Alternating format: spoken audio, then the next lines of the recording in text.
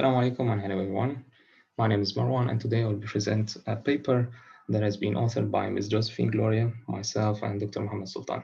This paper discusses the design and optimization of LC circuits for wireless power transfer for implantable and portable biomedical devices. So there are different methods to power portable and implantable devices, and these methods can be categorized into two categories, onboard and wireless. So the onboard methods involve biofuel cells, lithium batteries, and electrostatic, while the wireless methods can be considered as ultrasonic, optical charging, and resonant inductive coupling. If we take a look at the last method, we can see that this method offers several advantages, such as high efficiency, data transmission, and less side effects. And it will also help to reduce the size of the device because we will not need to use batteries inside the device.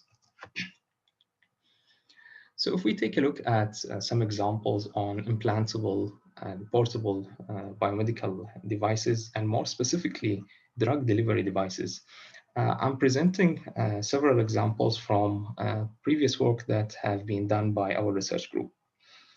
So the first example, which is a micropump, in this example, we use the LC circuit as a passive wireless heater.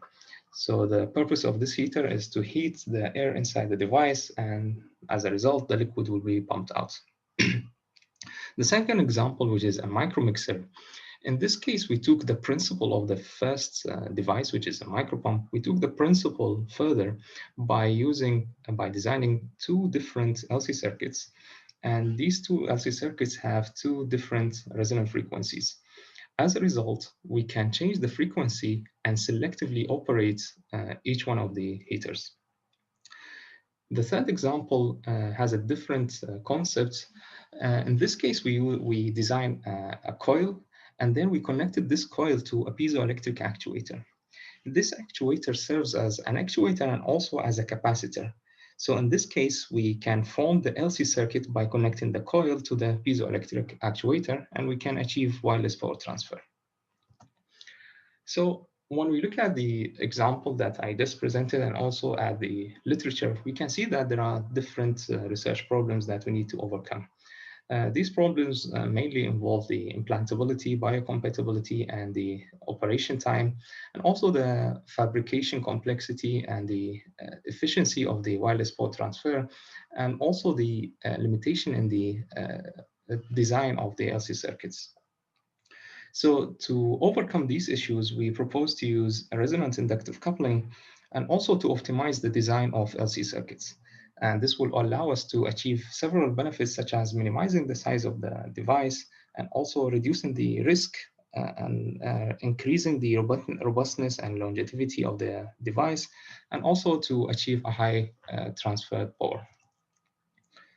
So to achieve this, we fabricated the LC circuit, and this circuit is fabricated out of double-sided copper-clad polyimide. And we can form the capacitor and inductor by following several fabrication methods.